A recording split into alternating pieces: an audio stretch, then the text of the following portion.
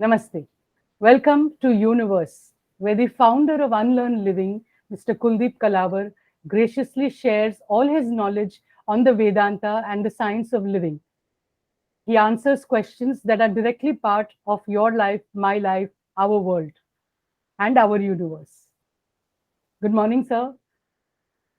Today's question is about relationships, but not a general question, but more specific about how we land up hurting our loved ones, without knowing it, and why do we do that, and what can we do about it?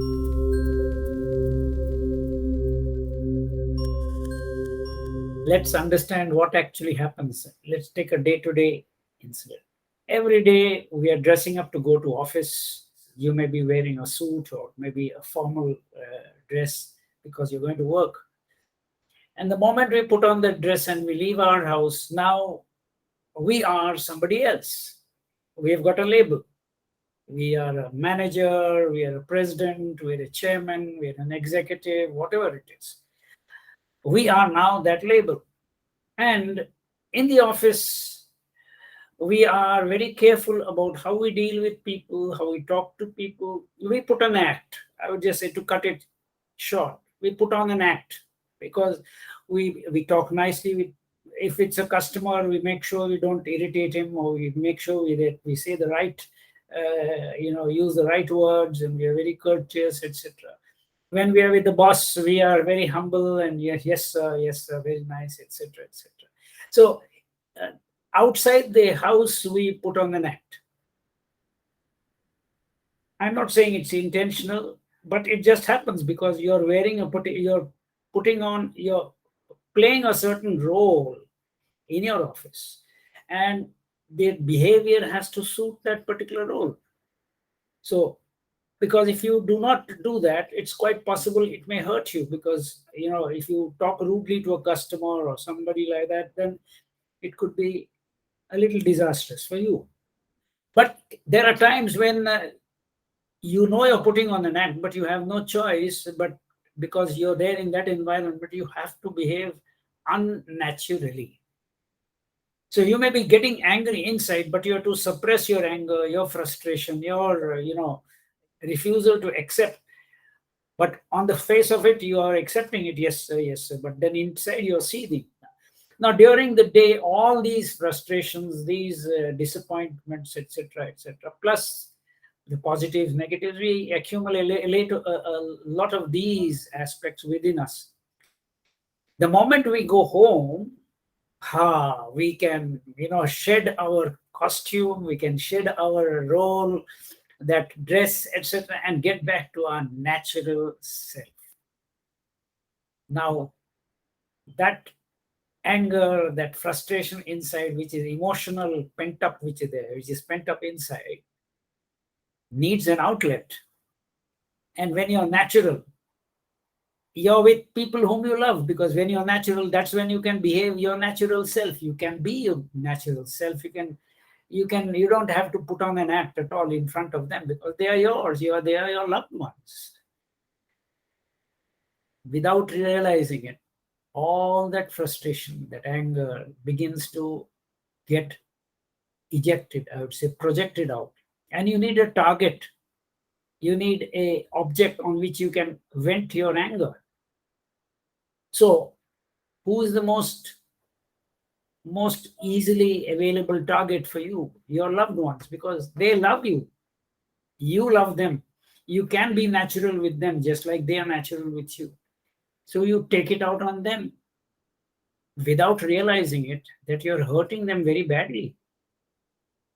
And a typical example, I remember when I was in the presence of a particular family, I had come in with some guests, one of his old schoolmates or classmates, and it said, let's meet him. So we had done, and that friend of mine was very happy that he's meeting his classmate after so many years. He was very nice and courteous, and he had a 5-year-old daughter, I think 5 or 6-year-old daughter. And in the middle of that conversation, suddenly she just blurted out, after all, a child. Yeah, Papa, you're so nice and courteous and to other people. Why don't you do the same thing with me and Mama? You know, it was a little child saying the truth. True. You're behaving so nicely with others. Why can't you do the same with us also? Now, that was a signal. But that's what is happening actually. We went out our anger, our frustrations on our children, on our spouse, on our loved ones, our old parents who depend on us because they have reached a stage where they depend on you. And if you're the sole earning member of the family, that also tends to become a little it tends to inflate your ego a little bit, so you become a little more careless in the way you talk and the manner you behave, with the result. And they will not tell you that. They will not tell you that, but it lies there deep within. It builds up, and that is when it, after some time, when it builds up and creates problems in relationships, and then you don't understand why it is happening, because you have not don't remember that this is what has been constantly happening. So what is the way out of this? The question is, you have to be conscious about what you think and speak and do, because it can hurt. Words can hurt much more than physical hurt. The attitude behind what you say becomes very important, because you have to be conscious about what you're doing and saying.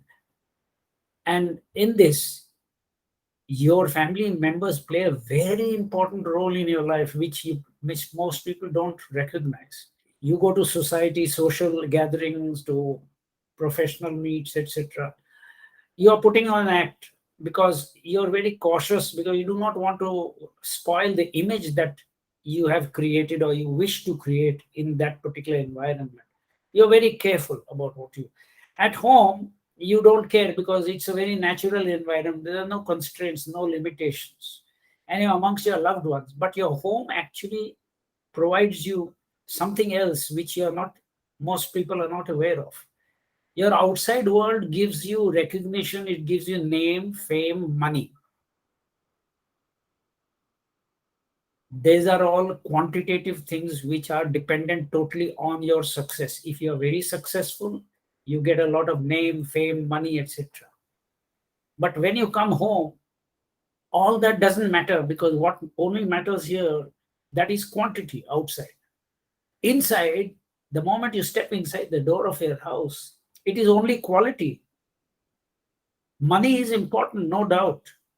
Name is important, no doubt. Fame, name, everything is important. But it loses its importance the moment you step inside, because to your child, you may be the most famous person in the world, but to your child, you're a father.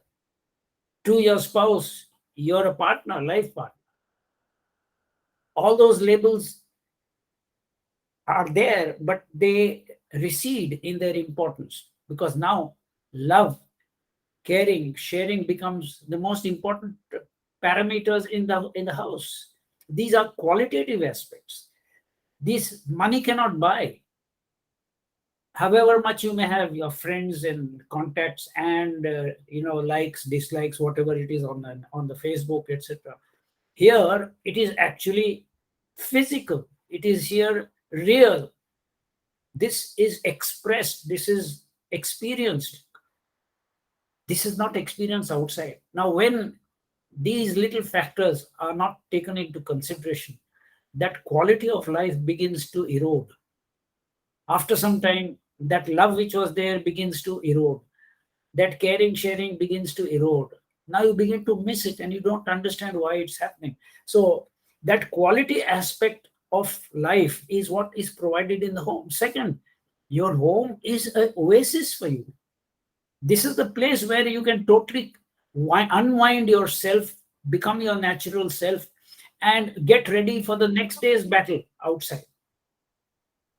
So it's a beautiful oasis where you can really dissolve all the frustrations and depressions and whatever you have, which you have created during the day. And your loved ones are there to help. They share you with you. They share your problems. They share your life with you. Everything is shared. And in sharing, a lot of your load reduces. When you have tensions in your mind and you share it with a loved one whom you can trust, in whom you can confide, it makes a huge difference to your life because you feel lighter, you feel much better, you feel confident. So these are the aspects which we miss out when we talk harshly without realizing that we are hurting them. So, question that arises now is, what should a normal person do? Just like you check your bank balance regularly, you check how much do I have, how much do I need to earn. There is a need to review your relationships within the house, within your loved ones. And that you can only do when you sit with them as one to one, and through their talk, through their attitude, their behavior, understand whether there is some hurt that is lying there which they are not able to talk or probably reticent to talk about because it may hurt you. So you have to spend time with them. Time is the biggest healer in this. And when you use that time to discuss quality issues, like, is there something which I have done which has hurt you? When you ask a direct question like that, or when a person is whole day cooking for you, cooking for the family, and very, taking care of the kids, taking care of the for home, making sure the home is nice and kept neat and clean. Many people, and I know it happens because I've been aware of this aspect with so many families. The lady goes on working and she doesn't receive a pittance. She doesn't receive any money even for her personal expenditure. She has to ask her husband for it. She is not working. Where is she going to go?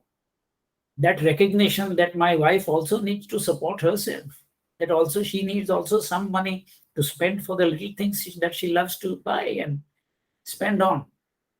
That aspect very few people recognize. Of course, if they are earning on their own, then it reduces in its importance in their life because they are earning on their own, so they don't have the need to ask anybody for it. But if that lady is not earning, she's totally dependent.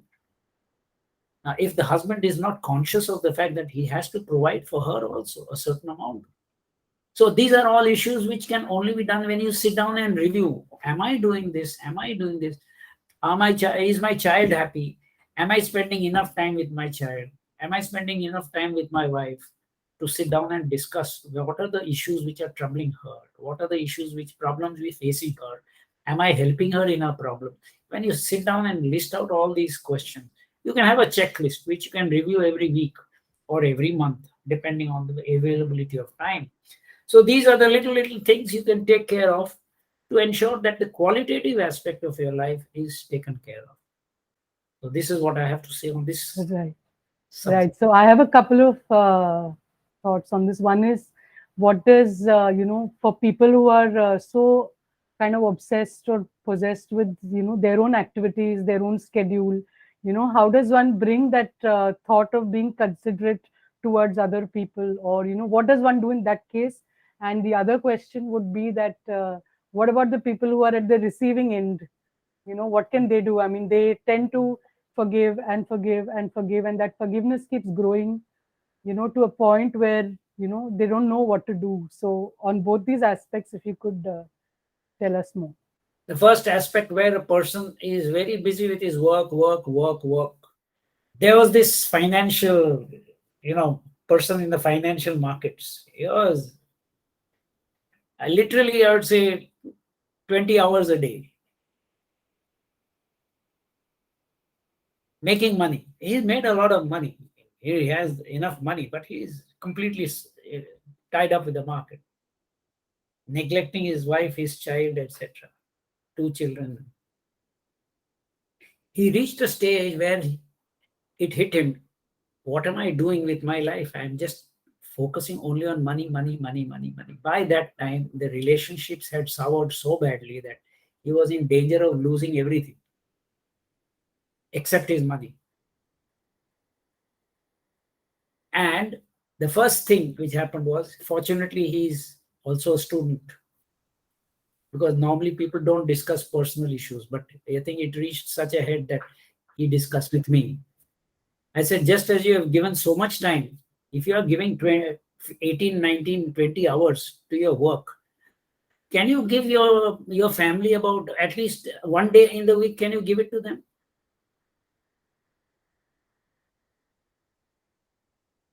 You know what has happened?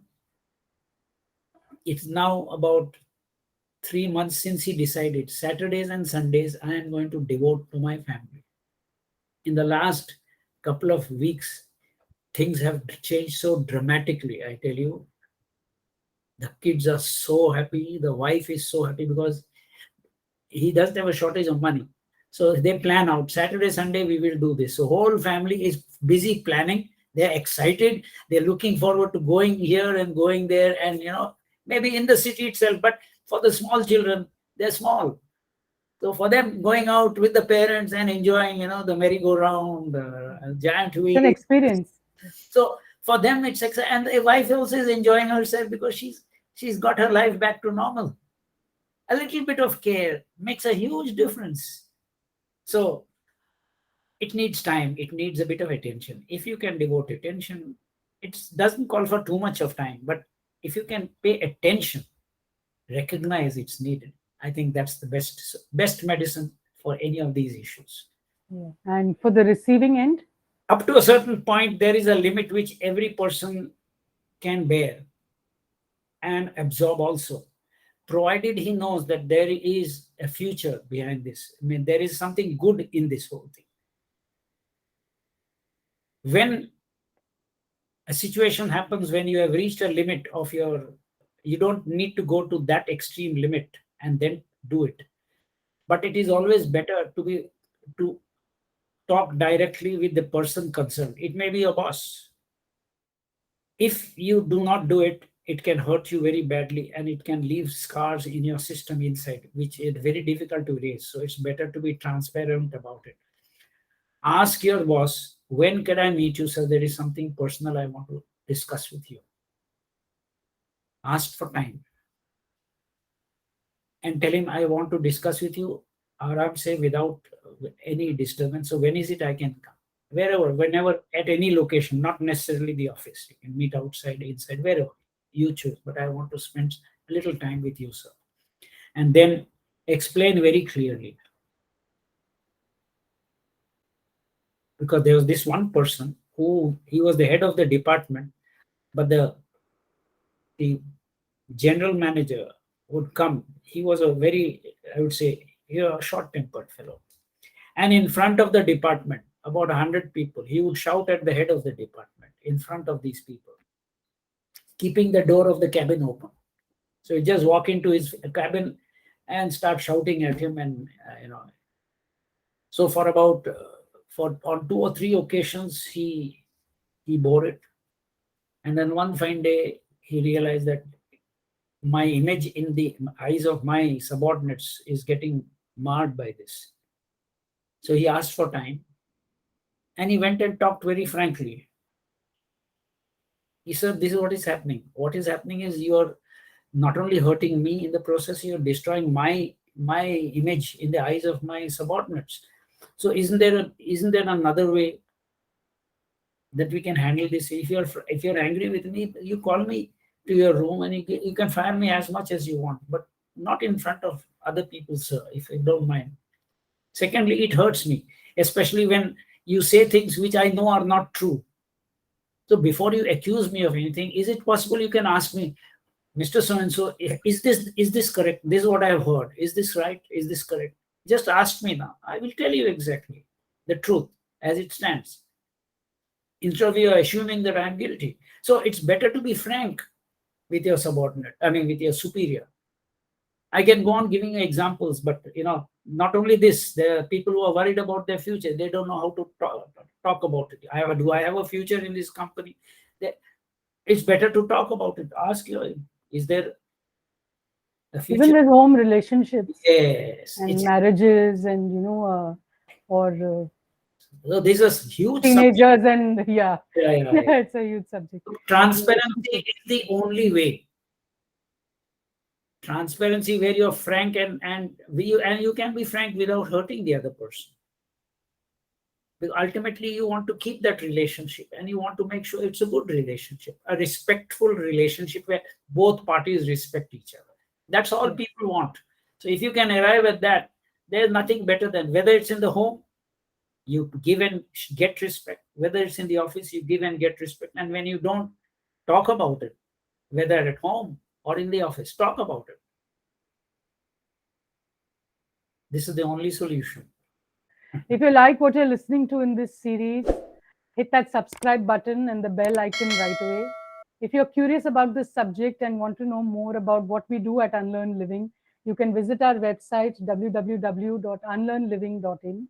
If you have questions for Sir and would like to ask him something about something that you're facing, you can email us at unlearnliving@gmail.com and we will try and include it in this show. Our Facebook is regularly updated with the courses and classes that are conducted online by Sir, and he teaches you all the essence of Vedanta, kind of put in a nutshell, in a very academic approach, where it's the Nyan Marg kind of approach. So if you're interested in that, do check out our updates, and you can join the level 1 course as per the schedule that is mentioned on the website. So thank you so much, and we'll see you soon.